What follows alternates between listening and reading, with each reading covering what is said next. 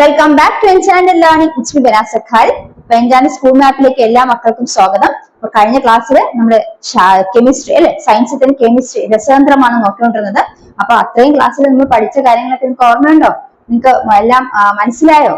മനസ്സിലാകാതെ എന്തെങ്കിലും പോർഷൻസ് ഉണ്ടോ? പോർഷൻസ് ഉണ്ടെങ്കിൽ തീർച്ചയായും താഴെ കമന്റ് ചെയ്യുക. മിസ് അതിനുള്ള റിപ്ലൈ തരുന്നതായിരിക്കും. അപ്പൊ നമ്മള് ഇന്നത്തെ ക്ലാസ്സില് കെമിസ്ട്രിയുടെ തന്നെ രസതന്ത്രത്തിന്റെ മറ്റൊരു ചാപ്റ്റർ നോക്കാൻ പോകുന്നത് ലോഹങ്ങൾ അല്ലെങ്കിൽ മെറ്റൽസ്. അപ്പൊ ലോഹങ്ങൾ അഥവാ മെറ്റൽസില് നമ്മൾ മക്കളെ എന്തൊക്കെയാണ് നമ്മൾ പഠിക്കേണ്ടത്, പരീക്ഷയ്ക്ക് നമുക്ക് എത്ര പെട്ടെന്ന് പഠിച്ചെടുക്കാൻ പറ്റുന്ന കാര്യങ്ങൾ ഏതൊക്കെയാണ്, അതൊക്കെയാണ് നമ്മൾ ഇന്നത്തെ ക്ലാസ് ഡിസ്കസ് ചെയ്യുന്നത്. അപ്പൊ എന്റെ മക്കളെ എന്നോടൊപ്പം തന്നെ നിന്ന് ഇത് പഠിച്ച് ഇപ്പൊ തന്നെ സെറ്റാക്കി പോവാം. അപ്പൊ നമുക്ക് ക്ലാസ്സിലേക്ക് കിടക്കാം. അപ്പൊ മക്കളെ കഴിഞ്ഞ ക്ലാസ്സിൽ നമ്മള് രാസമാറ്റം എന്ന പാഠഭാഗമാണ് നോക്കിയത് അല്ലെ. അപ്പൊ രാസമാറ്റം എന്ന പാഠഭാഗത്തിൽ നിങ്ങൾക്ക് എല്ലാ കാര്യങ്ങളും മനസ്സിലായെന്ന് വിശ്വസിക്കുന്നു. അപ്പൊ അവിടെ ഞാനൊരു ചോദ്യം ചോദിക്കാം, നിങ്ങൾക്ക് എത്രത്തോളം അത് ഉത്തരം പറയാൻ സാധിക്കുമെന്ന് നോക്കാം. ഒരു ചെറിയ സിമ്പിൾ ആയിട്ടുള്ള ക്വസ്റ്റ്യൻ ആണ്. എന്താണ്? ജലം നീരാവിയാകുന്നു. Water changes to water vapour. ഇത് രാസമാറ്റമാണോ ഭൗതിക മാറ്റമോ? Is it a physical change or chemical change? എന്താണ് ഉത്തരം? യെസ്, ഫിസിക്കൽ ചേഞ്ച് അല്ലെ. അല്ലെങ്കിൽ എന്താണ്? ഭൗതിക മാറ്റം. അപ്പൊ നിങ്ങൾക്ക് ഇപ്പൊ അത് ആൻസർ ചെയ്യാൻ സാധിക്കുന്നുണ്ടല്ലോ അല്ലെ. അതിന്റെ അർത്ഥം നിങ്ങൾക്ക് ആ പാഠഭാഗം നന്നായി മനസ്സിലാക്കാൻ സാധിച്ചു എന്നാണ്. അപ്പം എന്താണ് രാസമാറ്റം, എന്താണ് ഭൗതിക മാറ്റം എന്ന് നിങ്ങൾ വ്യക്തമായി മനസ്സിലാക്കി കഴിഞ്ഞു.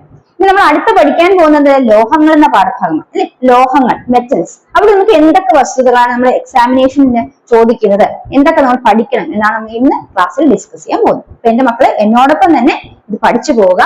ആദ്യമായിട്ട് നമ്മൾ മനസ്സിലാക്കാൻ പോകുന്നത് ജനറൽ ക്യാരക്ടറിസ്റ്റിക്സ് ഓഫ് മെറ്റൽസ് അല്ലെങ്കിൽ മെറ്റൽസിന്റെ അല്ലെങ്കിൽ ലോഹങ്ങളുടെ സവിശേഷമായ ഗുണങ്ങളെ കുറിച്ചാണ് മനസ്സിലാക്കാൻ പോകുന്നത്. അപ്പൊ ഒരു ലോഹം എന്ന് പറയുമ്പോൾ അതിന് ചില ഗുണങ്ങളുണ്ട്. എന്തൊക്കെയാണ് അതിന്റെ ഗുണങ്ങൾ? ഒന്നാമത് നമുക്കറിയാം എന്താണ് മാലിബിലിറ്റി. എന്താണ് മാലിബിലിറ്റി? മാലിബിലിറ്റി എന്ന് പറഞ്ഞാൽ എന്താണ് അർത്ഥം?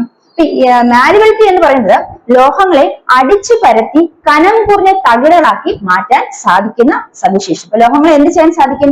അടിച്ചു പരത്തി കനം കുറഞ്ഞ തകിടുകളാക്കി മാറ്റാൻ സാധിക്കുന്നു. അതാണ് ലോഹത്തിന്റെ സവിശേഷത മാലിബിലിറ്റി എന്ന് അറിയുന്നത്. എന്താണ് മാലിബിലിറ്റി എന്ന്? Metals can B beaten into thin sheets. അതായത് തിൻ ഷീറ്റുകളായിട്ട് അല്ലെങ്കിൽ കനം കുറഞ്ഞ തകിടുകളാക്കി ലോഹങ്ങളെ അടിച്ചു പരത്താൻ സാധിക്കുന്ന അതിന്റെ സവിശേഷതയാണ് മാലിബിലിറ്റി എന്ന് പറയുന്നത്. അല്ലെങ്കിൽ metals can B beaten into thin sheets. ഇതിൽ തന്നെ പഠിക്കേണ്ട രണ്ടാമത്തെ പോയിന്റ് എന്താണ്? ഏറ്റവും കൂടുതൽ മാലിബിലിറ്റി ഉള്ള ലോഹം ഏതാണ്? Which is A most malleable metal. നമുക്ക് അറിയാവുന്ന ഒരു ലോഹം തന്നെയാണ്. ഏതാണ്? സ്വർണ്ണം അല്ലെങ്കിൽ ഗോൾഡ് ആണ് മോസ്റ്റ് മാലിബിൾ മെറ്റൽ. ഏറ്റവും കൂടുതൽ മാലിബിലിറ്റി ഉള്ള മെറ്റൽ ഏതാണെന്ന് വെച്ചാൽ ഗോൾഡ് ആണ് അല്ലെങ്കിൽ സ്വർണ്ണമാണ് മാലിബിലിറ്റി ഏറ്റവും കൂടുതലുള്ള ലോഹം എന്ന് ഓർത്തു വയ്ക്കും. അപ്പൊ നമ്മൾ ഒരു പോയിന്റ് പഠിച്ചു കഴിഞ്ഞു. രണ്ടാമത് എന്താണ്? ഡക്റ്റിലിറ്റി. ഡക്റ്റിലിറ്റി എന്ന് പറയുന്നത് എന്താണ്? ലോഹത്തെ വലിച്ചു നീട്ടി കനം കുറഞ്ഞ കമ്പികളാക്കാൻ സാധിക്കും. അപ്പൊ ലോഹങ്ങളെ വലിച്ചു നീട്ടി കനം കുറഞ്ഞ കമ്പികളാക്കാൻ സാധിക്കുന്നു. That is metals can be drawn into thin wires. മെറ്റൽസിന് എന്ത് ചെയ്യാൻ പറ്റും? കനം കുറഞ്ഞ വയറുകളാക്കി അല്ലെ അല്ലെങ്കിൽ കനം കുറഞ്ഞ കമ്പികളാക്കി മാറ്റാൻ സാധിക്കുന്നു. അപ്പൊ അതാണ് മെറ്റലിന്റെ മറ്റൊരു സവിശേഷത. അതിനെ വിളിക്കുന്ന പേരാണ് ഡക്റ്റിലിറ്റി. അപ്പൊ ഷീറ്റുകളാക്കി അല്ലെങ്കിൽ കനം കുറഞ്ഞ തകിടുകളാക്കി മാറ്റാൻ പറ്റുന്ന സവിശേഷത വിളിക്കുന്നത് മാലിബിലിറ്റി. എന്നാൽ കനം കുറഞ്ഞ കമ്പികളാക്കി അല്ലെങ്കിൽ വയേഴ്സ് ആക്കി മാറ്റാൻ കഴിയുന്ന സവിശേഷത ഡക്റ്റിലിറ്റി എന്ന് വിളിക്കുന്നു. തിരിഞ്ഞു പോകരുത്. ഡക്റ്റിലിറ്റി എന്ന് പറയുന്നത് എന്താണ്? കനം കുറഞ്ഞ വയേഴ്സ് അല്ലെങ്കിൽ കനം കുറഞ്ഞ എന്താണ് കമ്പികളാക്കി മാറ്റാൻ സാധിക്കുന്ന ഡക്റ്റിലിറ്റി കേട്ടോ. ഇനി മാലിബിലിറ്റി എന്ന് പറയുന്നത് എന്താണ്? കനം കുറഞ്ഞ തകിടുകളാക്കിയാണ് മാറ്റാൻ സാധിക്കുന്നത് മാലിബിലിറ്റി. മാലിബിലിറ്റിക്ക് ഉദാഹരണം എന്താണ്? ഗോൾഡ് ആണ്. അപ്പൊ നിങ്ങൾ മനസ്സിലാക്കുക, സ്വർണം എന്ന് പറയുന്നത് ഏത് രീതിയിൽ എന്താണ് അടിച്ചു പരത്തി ഷേപ്പ് മാറ്റിയെടുക്കാൻ സാധിക്കുന്ന ഒരു ലോഹമാണ്. അപ്പൊ മാലിബിലിറ്റി ഏറ്റവും കൂടുതൽ ലോഹം ഏതാണ്? സ്വർണ്ണമാണ്, ഗോൾഡ് ആണ്. അപ്പൊ മാലിബിലിറ്റി എന്ന് പറഞ്ഞാൽ എന്താണ്? കനം ഈ പറയുന്ന ലോഹങ്ങളെ അടിച്ചു പരത്തി കനം കുറഞ്ഞ തകിടുകളാക്കി മാറ്റാൻ സാധിക്കുന്നു അല്ലെങ്കിൽ ഷീറ്റുകളാക്കി മാറ്റാൻ സാധിക്കുന്നു. അതാണ് മാലിബിലിറ്റി എന്ന് മനസ്സിലാക്കുക. ഇനി ഡക്റ്റിലിറ്റി എന്ന് പറയുന്നത് എന്താണ്? ഡക്റ്റിലിറ്റി എന്ന് പറയുന്നത് ലോഹങ്ങളെ കനം കുറഞ്ഞ കമ്പികളാക്കി മാറ്റാൻ സാധിക്കുന്നു അല്ലെങ്കിൽ it can be drawn into thin wires. അവിടെയും കനം കുറഞ്ഞതാക്കി മാറ്റാൻ സാധിക്കുന്നു മനസ്സിലാക്കാം. അതാണ് ലോഹത്തിന്റെ മറ്റൊരു സവിശേഷത അല്ലെങ്കിൽ ഡക്റ്റിലിറ്റി എന്ന് പറയുന്നത്. ഇനി മനസ്സിലാക്കേണ്ടത് ഏറ്റവും ഡക്റ്റിലിറ്റി കൂടിയ ലോഹം ഏതാണ്? Which is A most ductile metal. ഏതാണ് മോസ്റ്റ് ഡക്റ്റൈൽ മെറ്റൽ എന്ന് പറയുന്നത്? പ്ലാറ്റിനം ആണെന്ന് ഓർത്തു വയ്ക്കും. അപ്പം ഏറ്റവും ഡക്റ്റിലിറ്റി കൂടിയ മെറ്റൽ ഏതാണ്? പ്ലാറ്റിനം ആണ്. പ്ലാറ്റിനം ആണ് ഏറ്റവും ഡക്റ്റിലിറ്റി കൂടിയ ലോഹം എന്ന് ഓർത്തു വയ്ക്കുക. അപ്പൊ നമ്മൾ രണ്ട് കാര്യങ്ങൾ പഠിച്ചു കഴിഞ്ഞു. ഇനി മൂന്നാമത് പഠിക്കാൻ പോകുന്നത് കാഠിന്യം. അപ്പൊ ലോഹത്തിന്റെ മറ്റൊരു ജനറൽ ക്യാരക്ടർ ആണ് ഹാർഡ്നെസ്. എന്താണ്? കാഠിന്യം. അപ്പൊ ലോഹത്തിന്റെ മറ്റൊരു സവിശേഷത എന്താണ്? കാഠിന്യം അല്ലെങ്കിൽ ഹാർഡ്നെസ് എന്ന് ഓർത്തു വയ്ക്കാം. അപ്പൊ ലോഹങ്ങൾക്ക് പൊതുവെ കാഠിന്യം കൂടുതലാണ് അല്ലെ. പക്ഷേ എന്നാൽ ഇവയുടെ കൂട്ടത്തില് മൃദുവായ ലോഹങ്ങളും ഉണ്ട്. അപ്പൊ കാഠിന്യം എന്ന് പറയുന്ന ലോഹത്തിന്റെ ഒരു സവിശേഷതയാണ്. അപ്പൊ നമ്മൾ പറഞ്ഞു ഇരുമ്പ് അല്ലെ. ഇരുമ്പ് എന്ന് പറയുന്നത് കാഠിന്യം കൂടിയ ഒരു ലോഹമാണ്. അപ്പൊ കാഠിന്യം കൂടിയ ലോഹങ്ങളാണ് പൊതുവെ ഉള്ളത്. എന്നാൽ ചില ലോഹങ്ങൾ എന്താണ് സോഫ്റ്റ് മൃദുവായ ലോഹങ്ങൾ ഇവയുടെ കൂട്ടത്തിൽ ഉണ്ട്. അത്തരത്തിൽ മൃദുവായ ലോഹങ്ങൾക്ക് ഉദാഹരണമാണ് sodium, lithium, potassium, gallium, caesium. ഏതൊക്കെയാണ്? സോഡിയം, ലിഥിയം, പൊട്ടാഷ്യം, അതുപോലെ ഗാലിയവും സീസിയവും ഏതാണ്? മൃദു ലോഹങ്ങൾക്ക് അല്ലെങ്കിൽ സോഫ്റ്റ് മെറ്റൽസിന് ഉദാഹരണമാണ്. ഓർത്തു വെക്കുക. അപ്പൊ എന്തൊക്കെയാണ് സോഫ്റ്റ് മെറ്റൽസ് അല്ലെങ്കിൽ മൃദു ലോഹങ്ങൾ എന്ന് പറയുന്നത്? ഏതൊക്കെയാണ്?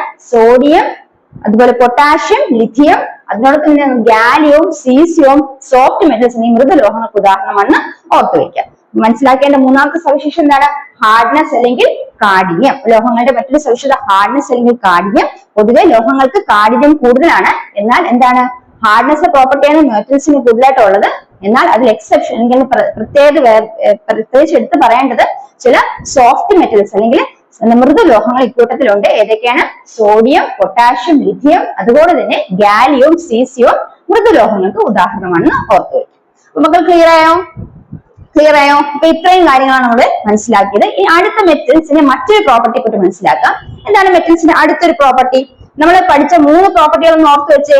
Malleability, ductility, hardness. ഇനി അടുത്ത മെറ്റൽസിന്റെ അല്ലെങ്കിൽ ഈ പറയുന്ന ലോഹങ്ങളുടെ മറ്റൊരു സവിശേഷത എന്താണെന്ന് നോക്കാം.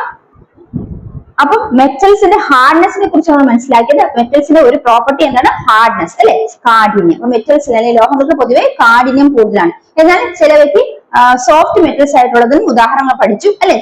ചില മെറ്റൽസ് എങ്ങനെയുള്ളതാണ്? സോഫ്റ്റ് ആണ്. മൃദുവായ ലോഹങ്ങളും ഉണ്ട്.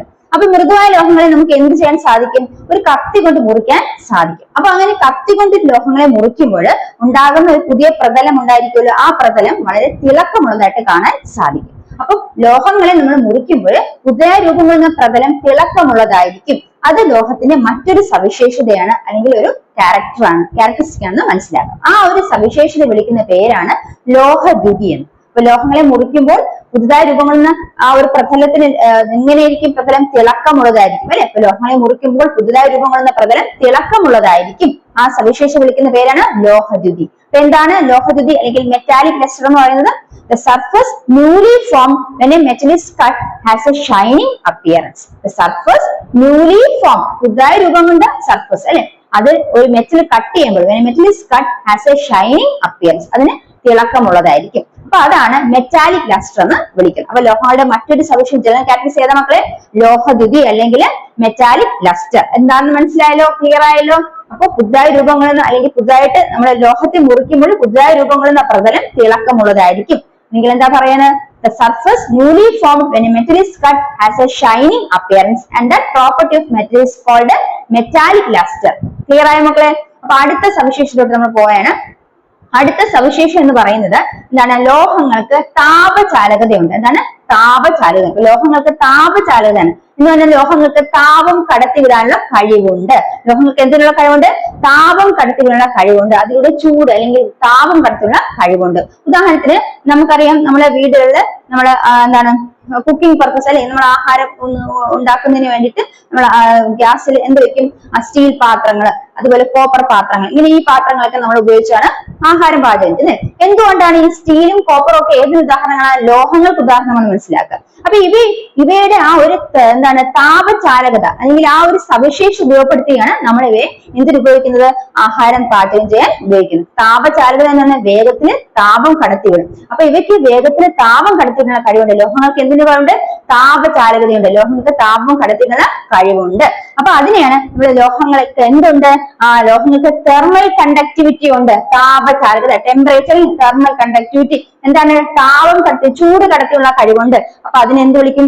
ലോഹങ്ങളെ തെർമൽ കണ്ടക്ടേഴ്സ് എന്ന് വിളിക്കുന്നു. അവരുടെ ആ സവിശേഷത പ്രോപ്പർട്ടി എന്ത് വിളിക്കുന്നു? തെർമൽ കണ്ടക്ടിവിറ്റി അല്ലെങ്കിൽ താപചാലകത എന്ന് വിളിക്കുന്നു. ക്ലിയർ ആയ മക്കളെ? ഇനി മനസ്സിലാക്കേണ്ടത് എന്താണ്? ഏതിനാണ് ഏറ്റവും കൂടുതൽ താപചാലകത ഉള്ളത്? ഏതിനാണ് ഏറ്റവും കൂടുതൽ താപചാലകത? അപ്പൊ ബെസ്റ്റ് തെർമൽ കണ്ടക്ടർ എന്ന് പറയുന്ന ആര് തന്നെയാണ്? സിൽവർ ആണെന്ന് മനസ്സിലാക്കാം. ബെസ്റ്റ് തെർമൽ കണ്ടക്ടർ ആരാണ്? സിൽവർ ആണ്. അപ്പൊ സിൽവറിനാണ് ഏറ്റവും കൂടുതൽ താപചാലകത ഉള്ളതെന്ന് ഓർത്തു വെക്കാം. ഇനി സിൽവറിന്റെ കൂട്ടത്തിൽ തന്നെ കോപ്പറും അലുമിനിയം ഒക്കെ നമ്മൾ എന്തിനു യൂസ് ചെയ്യുന്നുണ്ട്? കുക്കിംഗ് പർപ്പസിന് യൂസ് ചെയ്യുന്നത്. അപ്പൊ അതിന്റെ അർത്ഥം എന്താണ്? അവയ്ക്കും എന്തുണ്ട്?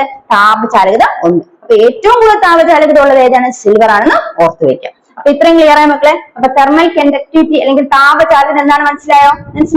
അടുത്ത മനസ്സിലാക്കാൻ പോകുന്നത് വൈദ്യുത ചാലകത. എന്താണ് വൈദ്യുത ചാലകത? ലോകത്തിലെ മറ്റൊരു പ്രോപ്പർട്ടിയാണ് എന്ത്? വൈദ്യുത ചാലകത അല്ലെങ്കിൽ ഇലക്ട്രിക്കൽ കണ്ടക്ടിവിറ്റി. പേര് തന്നെ നിങ്ങൾക്ക് മനസ്സിലായി എന്താണ് വൈദ്യുത ചാലകത? ലോഹങ്ങൾക്ക് വൈദ്യുതി കടത്തിവിടാനുള്ള കഴിവുണ്ട്, അതാണ് വൈദ്യുത ചാലകത എന്ന് അർത്ഥമാക്കുന്നത് അല്ലെ. അപ്പൊ ഇലക്ട്രിക്കൽ കണ്ടക്ടിവിറ്റി എന്താണ്? ലോഹങ്ങൾക്ക് വൈദ്യുതി കടത്തിവിടാനുള്ള കഴിവുണ്ട്, അതാണ് ഇലക്ട്രിക്കൽ കണ്ടക്ടിവിറ്റി എന്ന് മനസ്സിലാക്കി. അപ്പൊ ഇനി അതിന് ഉദാഹരണം കൂടെ നോക്കണ്ടേ? അപ്പൊ ഏറ്റവും കൂടുതൽ അല്ലെങ്കിൽ ഏറ്റവും കൂടുതലായിട്ട് വൈദ്യുതി കടത്തിവിടുന്ന ലോഹം ഏത് തന്നെയാണ്? സിൽവർ ആണ് ബെസ്റ്റ് ഇലക്ട്രിക്കൽ കണ്ടക്ടർ എന്ന് കൂടി അറിയപ്പെടുന്നത്. അപ്പൊ സിൽവറിന് രണ്ട് സവിശേഷതകൾ നമ്മൾ പഠിച്ചു. ഒന്നാണ് ബെസ്റ്റ് തെർമൽ കണ്ടക്ടറും ബെസ്റ്റ് ഇലക്ട്രിക് കണ്ടക്ടറും ആര് തന്നെയാണ്? സിൽവർ തന്നെയാണ്. ഇനി നമ്മൾ തെർമൽ കണ്ടക്ടിവിറ്റിയിൽ പറഞ്ഞ് ആരെയും കൂട്ടാം, അലുമിനിയത്തിനെയും കോപ്പറിനെയും കൂടെ കൂട്ടാം. അതുപോലെ തന്നെ തെർമൽ കണ്ടക്ടിവിറ്റിയിൽ പറഞ്ഞതുപോലെ തന്നെ ഇലക്ട്രിക് കണ്ടക്ടിവിറ്റിയിൽ ആരെയും കൂട്ടാം? കോപ്പറിനെയും അലുമിനിയം കൂടെ കൂട്ടാം. ഇത്ര മനസ്സിലായോ? അപ്പൊ നമ്മൾ മനസ്സിലാക്കേണ്ടത് ഈ കോപ്പർ വയർസ് യൂസ് ചെയ്താണ് നമ്മുടെ വീടുകളിലൊക്കെ എന്ത് ചെയ്തിരിക്കുന്നത്? ഇലക്ട്രിക്കൽ പർപ്പസിന് എന്താണ് യൂസ് ചെയ്തിരിക്കുന്നത്? കോപ്പർ വയർസ് ആണ് യൂസ് ചെയ്തിരിക്കുന്നത്, ഓർത്ത് വയ്ക്കാം. അപ്പൊ ഇവിടെ നമ്മൾ ഇപ്പൊ പഠിച്ചത് എന്തൊക്കെയാണ്? തെർമൽ കണ്ടക്ടിവിറ്റി അല്ലെ, എന്താണ്? താപം കടത്തിയുള്ള കഴിവ്, താപചാലകത അല്ലെ. രണ്ടാമത് പഠിച്ചിരുന്ന വൈദ്യുത ചാലകത, എന്താണ്? വൈദ്യുതി കടത്തിനുള്ള കഴിവ് അല്ലെങ്കിൽ ഇലക്ട്രിക്കൽ കണ്ടക്ടിവിറ്റി. അപ്പൊ എന്താണ്? എലിബിലിറ്റി ഓഫ് എന്താണ്? ഫസ്റ്റ് നമ്മൾ വെച്ച് താപചാലകത, എന്താണിത്? Thermal conductivity. അപ്പൊ മെറ്റൽസ് ഹാവ് എബിലിറ്റി ടു താപം കടത്തിലുള്ള കഴിവ് ആർക്കുണ്ട്? താപചാലകത ആർക്കുണ്ട്? മെറ്റൽസിനുണ്ടെന്ന് മനസ്സിലാക്കി. അതുപോലെ വൈദ്യുത ചാലകത ഉണ്ടെന്ന് മനസ്സിലാക്കി. അപ്പൊ എന്താണ് തെർമൽ കണ്ടക്ടിവിറ്റി അല്ലെങ്കിൽ താപചാലകത എന്ന് പറഞ്ഞാൽ ability of the metals to conduct heat, അതാണ് തെർമൽ കണ്ടക്ടിവിറ്റി എന്ന് പറയുന്നത്. ബെസ്റ്റ് തെർമൽ കണ്ടക്ടർ എന്ന് പറഞ്ഞാൽ silver. Silver is a best thermal conductor. Which metal is a best thermal conductor? Silver. ഇനി അടുത്ത സെക്കൻഡ് പഠിച്ചത് വൈദ്യുത ചാലകത അല്ലെങ്കിൽ electric conductivity. The ability of a metal to conduct electricity, അതാണ് ഇലക്ട്രിക് കണ്ടക്ടിവിറ്റി എന്ന് പറയുന്നത്. ബെസ്റ്റ് ഇലക്ട്രിക് കണ്ടക്ടർ എന്ന് പറയുന്നത് സിൽവർ ആണെന്ന് തന്നെ ഓർത്തു വയ്ക്കുക. അപ്പൊ നമ്മൾ സിൽവറിന് തെർമൽ കണ്ടക്ടർ ബെസ്റ്റ് ആണ്, അതുപോലെ ബെസ്റ്റ് ഇലക്ട്രിക് കണ്ടക്ടർ ആര് തന്നെയാണ്? സിൽവർ ആണെന്ന് മനസ്സിലാക്കി. അപ്പൊ അടുത്ത മക്കൾ പഠിക്കാൻ പോകുന്നത് സൊണോറിറ്റി. മറ്റൊരു സവിശേഷതയാണ് മെറ്റൽസിനെങ്കിൽ എന്താണ്? ലോഹങ്ങളുടെ മറ്റൊരു സവിശേഷതയാണ് സൊണോറിറ്റി. എന്താണ് സൊണോറിറ്റി എന്ന് പറയുന്നത്? സൊണോറിറ്റി എന്ന് പറയുന്നത് ഈ ലോഹങ്ങൾക്ക് അവയുടെ പ്രതലത്തിൽ കട്ടിയുള്ള വസ്തുക്കൾ തട്ടുമ്പോൾ ശബ്ദം പുറപ്പെടുവിക്കാൻ സാധിക്കും. ഉദാഹരണത്തിന് നമ്മളൊരു പാത്രത്തില് എന്തെങ്കിലും ഒരു എന്താണ് കട്ടിയുള്ള വസ്തു തട്ടുമ്പോൾ എന്ത് സംഭവിക്കും? സ്റ്റീൽ പാത്രത്തിൽ കട്ടിയുള്ള വസ്തു നമ്മൾ തട്ടുമ്പോൾ എന്ത് സംഭവിക്കും? ശബ്ദം ഉണ്ടാകും. അപ്പൊ ഇങ്ങനെ കട്ടിയുള്ള വസ്തുക്കൾ കൊണ്ട് ലോഹത്തിന്റെ പ്രതലത്തിൽ തട്ടുമ്പോൾ ശബ്ദം പുറപ്പെടുവിക്കാൻ ലോഹത്തിന് സാധിക്കുമെങ്കിൽ അത് ലോഹത്തിന്റെ ഒരു മറ്റൊരു സവിശേഷത, അതിനെയാണ് എന്ത് വിളിക്കുന്നത്? സൊണോറിറ്റി എന്ന് വിളിക്കുക. എന്താണ് sonority? The ability of a metals produce sound when tapped with a hard substance. അല്ലെ, ഒരു ഹാർഡ് ആയിട്ടുള്ള മെറ്റീരിയൽ കൊണ്ട് the ability of a metal to produce sound when tapped with a hard metal. Hard metal കൊണ്ട് tap ചെയ്താൽ തട്ടിയാൽ ശബ്ദം പുറപ്പെടുവിക്കാനുള്ള മെറ്റൽസിന്റെ കഴിവിനെയാണ് എന്ത് വിളിക്കുന്നത്? Sonority എന്ന് വിളിക്കുന്നത്. സോ എന്താണ്? The ability of a metal to produce sound when tapped by a hard material is known as sonority. Sonority എങ്ങനെയാണ്? കട്ടിയുള്ള വസ്തുക്കൾ കൊണ്ട് ലോഹത്തിന്റെ പ്രതലത്തിൽ തട്ടുമ്പോൾ ശബ്ദം പുറപ്പെടുവിക്കുന്ന ലോഹത്തിന്റെ കഴിവിനെ എന്ത് വിളിക്കുന്നു മക്കളെ? സൊണോറിറ്റി. അപ്പൊ എന്റെ മക്കൾക്ക് ക്ലിയർ ആയോ? ഇത്രയും കാര്യങ്ങൾ ക്ലിയർ ആയോ? നമ്മൾ എന്തൊക്കെയാണ് ലോഹത്തിന്റെ സവിശേഷതകൾ അല്ലെങ്കിൽ ജനറൽ പ്രോപ്പർട്ടീസ് ഓഫ് മെറ്റൽസ് പഠിച്ചത്? ഒന്ന് നമ്മൾ പഠിച്ചെന്താണ്? മാലിബിലിറ്റി അല്ലെ. മാലിബിലിറ്റി എന്താ? മാലിബിലിറ്റി എന്ന് പറയുന്നത് ലോഹങ്ങളെ അടിച്ചു പരത്തി കനം കുറഞ്ഞ തകിടുകളാക്കി മാറ്റാൻ സാധിക്കും, which can be beaten into thin sheets. അത് നമ്മൾ ഏറ്റവും ബെസ്റ്റ് മാലിബിലിറ്റി അല്ലെങ്കിൽ ഏറ്റവും കൂടുതൽ മാലിബിലിറ്റി ഉള്ള മെറ്റൽ ഏതാ പഠിച്ചത്? നമ്മൾ ഗോൾഡ് അല്ലെ. ഗോൾഡ് നമുക്ക് ഏത് ഷേപ്പിലും അടിച്ചു പരത്തി എടുക്കാൻ സാധിക്കും. സ്വർണ്ണത്തിലാണ് ഏറ്റവും കൂടുതൽ മാലിബിലിറ്റി ഉള്ളത്. രണ്ടാമത് പഠിച്ച എന്താ? ലോഹത്തിന്റെ മറ്റൊരു സവിശേഷത എന്താ പഠിച്ച മക്കളെ? ഡക്റ്റിലിറ്റി അല്ലെ. ഡക്റ്റിലിറ്റി എന്ന് പറഞ്ഞാൽ ലോഹങ്ങളെ എന്താണ് കനം കുറഞ്ഞ അല്ലെങ്കിൽ നേർത്ത കമ്പികളാക്കി മാറ്റാൻ സാധിക്കുന്നു. Metals can be drawn into thin sheets അല്ലെ. ലോഹങ്ങളെ കനം കുറഞ്ഞ കമ്പികളാക്കി മാറ്റാൻ സാധിക്കുന്നു. അതിനെയാണ് എന്ത് വിളിക്കുന്നത്? ഡക്റ്റിലിറ്റി എന്ന് വിളിക്കുന്നത്, ലോഹത്തിന്റെ സവിശേഷത. അതിൽ ഡക്റ്റിലിറ്റി ഏറ്റവും കൂടിയ ലോഹം ഏതാണെന്ന് ചോദിച്ചു. പ്ലാറ്റിനത്തിനാണ് ഡക്റ്റിലിറ്റി ഏറ്റവും കൂടുതൽ മനസ്സിലാക്കി. അടുത്ത ലോഹത്തിന് മറ്റൊരു സവിശേഷത പഠിച്ച മക്കളെ? കാഠിന്യം അല്ലെ, ഹാർഡ്നെസ്. ഇവിടെ ലോഹങ്ങൾക്ക് പൊതുവെ കാഠിന്യമുള്ള വസ്തുക്കളാണ് നമ്മൾ ലോഹങ്ങൾ എന്ന് വിളിക്കുന്നത്. ലോഹങ്ങളുടെ സവിശേഷതയാണ് കാഠിന്യം എന്ന് പറയുന്നത്. എന്നാൽ ഈ കൂട്ടത്തിൽ ആരുമുണ്ട്? മൃദു ലോഹങ്ങൾ, സോഫ്റ്റ് മെറ്റൽസും ഉണ്ട്. സോഫ്റ്റ് മെറ്റൽസിന് ഉദാഹരണങ്ങൾ ആരൊക്കെയാണ്? സോഡിയം, പൊട്ടാഷ്യം, അതുപോലെ ലിഥിയം അല്ലെ. സോഡിയം, ലിഥിയം, പൊട്ടാഷ്യം, അതുപോലെ ഗാലിയവും സീസിയം അതിന് ഉദാഹരണമാണ്. സോഫ്റ്റ് മെറ്റൽസ് മൃദു ലോഹങ്ങൾക്ക് ഉദാഹരണമാണ് നമ്മൾ മനസ്സിലാക്കി. അടുത്ത മക്കളെ നമ്മൾ എന്ത് പഠിച്ചത്? ലോഹങ്ങളുടെ മറ്റൊരു സവിശേഷത എന്താണത്? ലോഹദ്യുതി അല്ലെങ്കിൽ മെറ്റാലിക് ലസ്റ്റർ. എന്താണെന്ന് നമുക്ക് ക്ലിയർ ആയ മക്കളെ? ലോഹദ്യുതി അല്ലെങ്കിൽ മെറ്റാലിക് ലസ്റ്റർ എന്താ മക്കളെ? ലോഹങ്ങളെ മുറിക്കുമ്പോൾ അതിന് പുതുതായി രൂപം കൊള്ളുന്ന പ്രതലം തിളക്കമുള്ളതായിരിക്കും അല്ലെ. ഒരു surface of metal newly formed surface when a metal is cut has a shiny appearance. This newly formed surface when a metal is cut has a shiny appearance and that property is called metallic luster. ആ property എന്ത് വിളിക്കുന്നു? Metallic lustre എന്ന് വിളിക്കുന്നു. അടുത്ത നമ്മൾ പഠിച്ച മറ്റൊരു സവിശേഷത ലോഹങ്ങൾക്ക് താപചാലകത അല്ലെ, തെർമൽ കണ്ടക്ടിവിറ്റി. എന്താണ് താപം കടത്തിയെന്നുള്ളത്? Conduction of heat. ലോഹങ്ങൾക്ക് എന്തുണ്ട്? Has ability to conduct heat. അപ്പൊ താപം കടത്തിയുള്ള കഴിവുണ്ട്. അപ്പൊ താപചാലകത. അത് ഏറ്റവും കൂടുതൽ താപചാലകത മെറ്റൽ ഏതാണ്? ലോഹം ഏതാണ്? സിൽവർ ആണെന്ന് പഠിച്ചു അല്ലെ. അടുത്ത എന്താ പറയുന്നത്? വൈദ്യുതി ചാലകത. പേരിൽ നിന്ന് നിങ്ങൾക്ക് നോട്ട് ചെയ്യാം. എന്താണ് വൈദ്യുതി ചാലകത? വൈദ്യുതി കടത്തിയുള്ള കഴിവ്, ടു കണ്ടക്ട് ഇലക്ട്രിസിറ്റി. എന്താ എക്സാമ്പിൾ? അവിടെ നിന്ന് സിൽവർ ആണ് ബെസ്റ്റ് ഇലക്ട്രിക്കൽ കണ്ടക്ടർ എന്ന് പഠിച്ചു അല്ലെ. അതുപോലെ ആരെയും കൺസിഡർ ചെയ്യാം? കോപ്പറും അലുമിനിയത്തെയും കൂടെ നമുക്ക് ബെസ്റ്റ് കണ്ടക്ടറില് ഇലക്ട്രിക് കണ്ടക്ടറും തെർമൽ കണ്ടക്ടറും ഗ്രൂപ്പിലും കൂട്ടാം. അടുത്ത നമ്മൾ മനസ്സിലാക്കിയത് മറ്റൊരു സവിശേഷത എന്താണ്? സൊണോറിറ്റി അല്ലെ. സൊണോറിറ്റി എന്താ മക്കളെ? അതായത് കട്ടിയുള്ള വസ്തുക്കൾ കൊണ്ട് ലോഹത്തിന്റെ പ്രതലത്തിൽ തട്ടുമ്പോൾ ലോഹത്തിന് എന്ത് ശബ്ദം പുറപ്പെടുവിക്കാനുള്ള കഴിവുണ്ട്, അതിനെയാണ് സൊണോറിറ്റി എന്ന് പറയുന്നത്. സോ എന്താണ്? when the surface of a metal is tapped by hard material it can produce sound and that this property is called sonority. ഇതാണ് sonority എന്ന് പറയുന്നത്. എന്താണെന്ന് മനസ്സിലാക്കുക.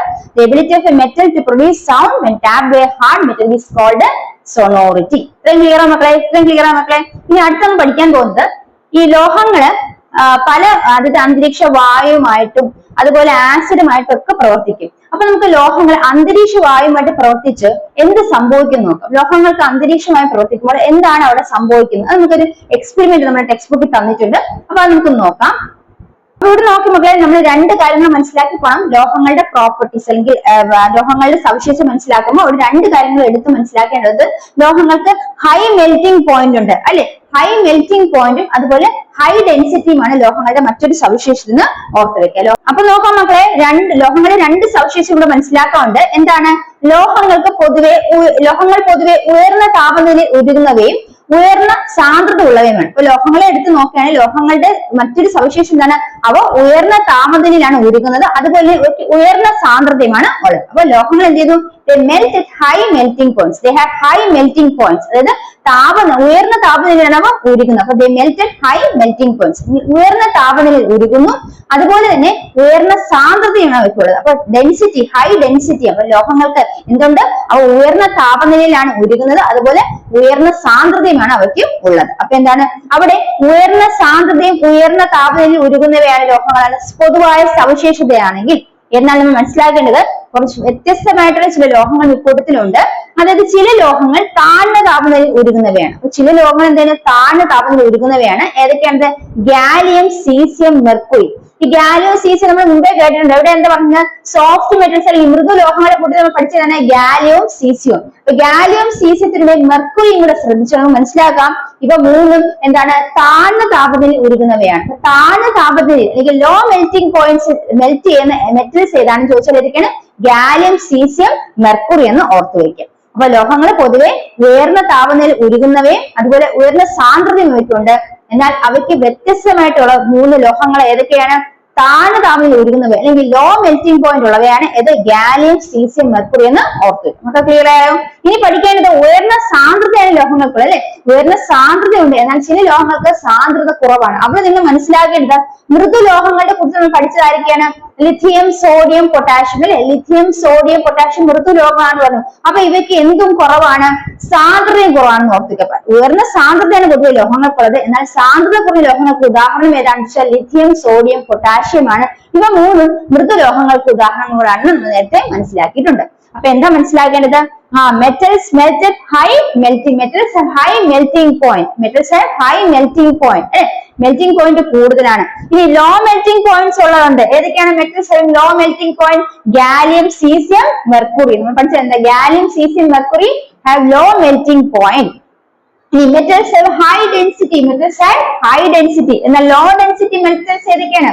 Sodium, potassium, lithium. Sodium, potassium, lithium ആണ് low density metals എന്ന് കൂടെ ഓർത്ത് വെക്കാം. അപ്പൊ മക്കൾക്ക് ഇത്തരത്തിലുള്ള ചോദ്യം ചോദിച്ചാൽ ആൻസർ ചെയ്യാൻ പറ്റുമല്ലോ. അപ്പൊ നമ്മൾ ചോദിക്കുകയാണ് metals have what is the properties of metal? That is, first property is they have high melting point. And name the metal which has low melting point. മെറ്റൽസിന്റെ പ്രോപ്പർട്ടി, മെറ്റൽസിന്റെ ഹൈ മെൽറ്റിംഗ് പോയിന്റ് ഉണ്ട്. Name the metal having low melting point. Low melting point മെറ്റൽസിന് ഉദാഹരണം പറഞ്ഞേ എന്ന് ചോദിച്ചാൽ നമുക്ക് ഏത് പറയാം? Gallium, caesium, mercury. മനസ്സിലായോ? ഇനി metals have high density and name the metal which is having low density. ഏതാ മെറ്റൽ? ഏതൊക്കെ ആവാം? Sodium, potassium, lithium. അപ്പൊ ക്ലിയർ ആയോ? മക്കൾ ക്ലിയർ ആയോ? ഇത്ര മനസ്സിലായോ? അപ്പൊ നമ്മൾ അടുത്ത ചോദ്യത്തിലേക്ക് പോവുകയാണ്. ഇവിടെ നമ്മൾ ഒരു പഠന പ്രവർത്തനം ചെയ്തു നോക്കാം. നമ്മൾ ഇത്ര നേരം പഠിച്ചത് വെച്ച് നമുക്ക് ഈ ക്വസ്റ്റ്യൻ ആൻസർ ചെയ്യാൻ പറ്റുന്നുണ്ടെന്ന് നോക്കാം. അപ്പൊ നോക്കി മക്കളെ, ഒന്നാമത്തെ ചോദ്യം ഗോൾഡ് അല്ലെങ്കിൽ സ്വർണം. To make ornaments. എന്തിനാണ് സ്വർണം ഉപയോഗപ്പെടുത്തുന്നത്? ആഭരണങ്ങൾ നിർമ്മിക്കാൻ. ഇനി ആഭരണങ്ങൾ നിർമ്മിക്കുന്നു. സ്വർണത്തിന്റെ ഏത് പ്രോപ്പർട്ടി അല്ലെങ്കിൽ സ്വർണം അല്ലെങ്കിൽ ആ മെറ്റൽ, സ്വർണം എന്ന് പറഞ്ഞ ലോഹത്തിന്റെ ഏത് സവിശേഷത ഉപയോഗപ്പെടുത്തിയാണ് അവയെ ഓർണമെന്റ്സ് അല്ലെങ്കിൽ ആഭരണം നിർമ്മിക്കാൻ ഉപയോഗിക്കുന്നത്? അവിടെ മനസ്സിലാക്കേണ്ടത് ലോഹദ്യുതി അല്ലെങ്കിൽ മെറ്റാലിക് ലെസ്റ്റർ എന്ന പ്രോപ്പർട്ടിയാണ് അവിടെ ഉപയോഗപ്പെടുത്തുന്നത്. മെറ്റാലിക് ലെസ്റ്റർ നമ്മൾ പഠിച്ചു. മോസ്റ്റ് വാല്യൂഡ് മെറ്റൽ ഏതാണ്? ഗോൾഡ് എന്ന് പഠിച്ചു അല്ലെ? പക്ഷെ ഇപ്പൊ നമ്മൾ മനസ്സിലാക്കുന്ന മറ്റൊരു കാര്യങ്ങളുണ്ട്. സ്വർണത്തിലെ ലോഹദ്യുതി അല്ലെങ്കിൽ മെറ്റാലിക് ലെസ്റ്റർ എന്ന പ്രോപ്പർട്ടി ഉള്ളത് കൊണ്ടാണ് അതിന് എന്ത് ഉപയോഗിക്കുന്നത്? ആഭരണം നിർമ്മിക്കാൻ ഉപയോഗിക്കുന്നത് കൂടെ ഓർത്ത് വെക്കുക. അപ്പൊ ഇവിടെ ലോഹദ്യുതി എന്നും കൂടെ ഓർത്ത് വെക്കുക. അപ്പൊ സ്വർണം മോസ്റ്റ് വാല്യുബിൾ ആണ്, ഏറ്റവും നന്നായി അടിച്ചു പരത്തിയെടുക്കാൻ സാധിക്കുന്ന ലോഹമാണ്. അതോടൊപ്പം തന്നെ അതിന്റെ മെറ്റാലിക് ലെസ്റ്റർ പ്രോപ്പർട്ടിയും അതിനെന്ത് ഉപയോഗപ്പെടുത്തുന്നു? ആഭരണം നിർമ്മിക്കാൻ ഉപയോഗപ്പെടുത്തുന്നു. ഓർത്തു വയ്ക്കുക. അപ്പൊ എന്താണ് മെറ്റാലിക് ലെസ്റ്റർ അല്ലെങ്കിൽ ലോഹദ്യുതി? അതാണ് അതിന്റെ പ്രത്യേകത എന്ന് ഓർത്തു വയ്ക്കുക. അപ്പൊ ഇവിടെ നമുക്ക് രണ്ട് ഓപ്ഷൻ ഉണ്ടെങ്കിൽ, അത് ലോഹദ്യുതിയും ഉണ്ട് മെറ്റാലിക് ലെസ്റ്റർ ഉണ്ടെങ്കിൽ, ലോഹദ്യുതിയും ഉണ്ട് മാലബിലിറ്റി ഉണ്ട് എങ്കിൽ നമുക്ക് എന്താണ് ഏത് എഴുതാം? രണ്ടില് മെറ്റാലിക് ലെസ്റ്റർ ആണ് ഏറ്റവും കൂടുതലായിട്ട് എഴുതാൻ സാധിക്കുന്നത്. ഇനിയിപ്പം വേറെ ഓപ്ഷനില് നമുക്ക് മാലബിലിറ്റി മാത്രമേ ഉള്ളൂ എങ്കിൽ നമുക്ക് എന്ത് എഴുതാം? മാലബിലിറ്റി എന്ന് എഴുതാം. അപ്പൊ മനസ്സിലാക്കിയ ഇവിടെ നമ്മൾ മനസ്സിലാക്കേണ്ടത് ഓർണമെന്റ്സ് ഉണ്ടാക്കാൻ, ആഭരണം നിർമ്മിക്കാൻ സ്വർണ്ണം ഉപയോഗിക്കുന്നത് കാരണം മെറ്റാലിക് ലെസ്റ്റർ ലോഹദ്യുതിയാണെന്ന് ഓർത്തു വയ്ക്കുക. അതുപോലെ തന്നെ ആഭരണം നിർമ്മിക്കാനുള്ള പ്രധാനപ്പെട്ട കാരണം അത് മോസ്റ്റ് വാല്യുബിൾ ആയിട്ടുള്ള മെറ്റൽ ആണെന്ന് കൂടെ ഓർത്തു വയ്ക്കുക. അപ്പൊ നോക്കാം മക്കളെ, ഇവിടെ ഒരു പഠന പ്രവർത്തനം തന്നിട്ടുണ്ട്. ഒരു ആക്ടിവിറ്റി നോക്കാം. ഇതിൽ എന്ത് പറഞ്ഞിരിക്കുന്നത്? ഇവിടെ നമുക്ക് ആദ്യം ഗോൾഡ് പറഞ്ഞിട്ടുണ്ട്, രണ്ടാമത് അയൺ പറഞ്ഞിട്ടുണ്ട്, കോപ്പർ, ടങ്സ്റ്റൻ, അലുമിനിയം. അപ്പൊ കുറെ ലോഹങ്ങൾ മെറ്റൽസ് തന്നിട്ടുണ്ട്. ഇനി അവരുടെ സവിശേഷതയാണ് അപ്പുറത്ത് പറഞ്ഞിരിക്കുന്നത്. അപ്പൊ ആദ്യം നമുക്ക് നോക്കാം. ഇപ്പൊ ഗോൾഡ് അതവിടെ ഇരിക്കട്ടെ. ആദ്യം നോക്കുമ്പോ അയൺ. അയൺ എന്ന് പറയുന്നത് എന്താണ്? ടു മേക്ക് ഫാമിംഗ് ടൂൾസ് അല്ലെ? ഇരുമ്പ് എന്തിനാണ് ഉപയോഗിക്കുന്നത്? ഇരുമ്പ് നമ്മൾ എന്താണ്? ആയുധങ്ങൾ നിർമ്മിക്കാൻ അല്ലെ? പണിയായുധങ്ങൾ നിർമ്മിക്കാൻ, ഫാമിംഗ് ടൂൾസ് ഉണ്ടാക്കാൻ ഉപയോഗിക്കുന്നതാണ് ഇരുമ്പ്. അപ്പൊ പണിയായുധങ്ങൾ നിർമ്മിക്കാനാണ് ഇരുമ്പ് ഉപയോഗപ്പെടുത്തുക. അപ്പൊ ഇരുമ്പിന്റെ എന്ത് സവിശേഷ, ഇരുമ്പെന്ന ലോഹത്തിന്റെ എന്ത് സവിശേഷത ഉപയോഗപ്പെടുത്തുന്നത് ഇവിടെ? കാഠിന്യം അല്ലെ? ഹാർഡ്നെസ്. മക്കളെ ഓർത്തിരിക്കുക, ഇവിടെ എന്താണ്? ഫാമിംഗ് ടൂൾസ് അല്ലെങ്കിൽ പണിയായുധങ്ങൾ നിർമ്മിക്കാൻ നമ്മൾ ഇരുമ്പ് അല്ലെങ്കിൽ അയൺ ഉപയോഗിക്കുന്നു. എന്ത് സവിശേഷത, ലോഹങ്ങളുടെ എന്ത് സവിശേഷത എന്ന് കാരണം എന്ന് ആലോചിച്ച് വെക്കാം. അതിന്റെ കാഠിന്യം അല്ലെ? ലോഹങ്ങളുടെ കാഠിന്യമാണ് ഇവിടെ ഉപയോഗപ്പെടുത്തുന്നത്, അല്ലെങ്കിൽ ഹാർഡ്നെസ് ആണ് ഉപയോഗപ്പെടുത്തുന്ന സവിശേഷത നോക്കി വെക്കാം. അപ്പൊ അത് മനസ്സിലായി എന്താണ് ഹാർഡ്നെസ് അല്ലെ? അടുത്തത് കോപ്പർ ആണ്. കോപ്പർ എന്തിനു ഉപയോഗപ്പെടുത്തുന്നത്? ടു മേക്ക് ഇലക്ട്രിക്കൽ വയർസ് അല്ലെങ്കിൽ ചാലക കമ്പികൾ നിർമ്മിക്കാൻ. എന്താണ്? ചാലക കമ്പികൾ നിർമ്മിക്കാനാണ് കോപ്പർ ഉപയോഗപ്പെടുത്തുന്നത് അല്ലെ?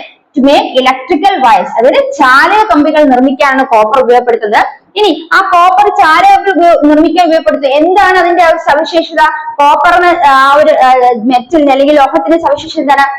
അതായത് വൈദ്യുത ചാലകത എന്ന സവിശേഷതയാണ് ഉപയോഗപ്പെടുന്നത് അല്ലെ? കോപ്പർ എന്ന് പറയുന്നത് എന്താണ്? ഇലക്ട്രിക്കൽ കണ്ടക്ടർ ആണ്. ഒരു ഇലക്ട്രിക്കൽ കണ്ടക്ടർ ആണ്, എങ്കിൽ വൈദ്യുത ചാലകതയുള്ള ലോഹമാണ്. അതുകൊണ്ട് എന്താണ് ഇവിടെ ഇലക്ട്രിക്കൽ കണ്ടക്ടിവിറ്റി അല്ലെ, അല്ലെങ്കിൽ വൈദ്യുത ചാലകത എന്ന് പറയുന്ന സവിശേഷതയാണ് ഉപയോഗപ്പെടുത്തുന്നത്. ക്ലിയർ ആയ മക്കളെ? ക്ലിയർ ആയ മക്കളെ? അപ്പൊ അടുത്തത് ടങ്സ്റ്റൻ. അടുത്തെന്താണ്? ടങ്സ്റ്റൻ. ടങ്സ്റ്റൻ എന്ന് പറയുന്നത് ബൾബുകളിലെ ഫിലമെന്റ്സ് ഉണ്ടാക്കാൻ ഉപയോഗിക്കുന്നത്. അപ്പൊ ബൾബുകളില് ഫിലമെന്റ് നിർമ്മിക്കാൻ ഉപയോഗിക്കുന്നതാണ് ടങ്സ്റ്റൻ എന്ന് പറയുന്ന ലോഹം. എന്ത് സവിശേഷത ഉപയോഗപ്പെടുത്തുന്നത്?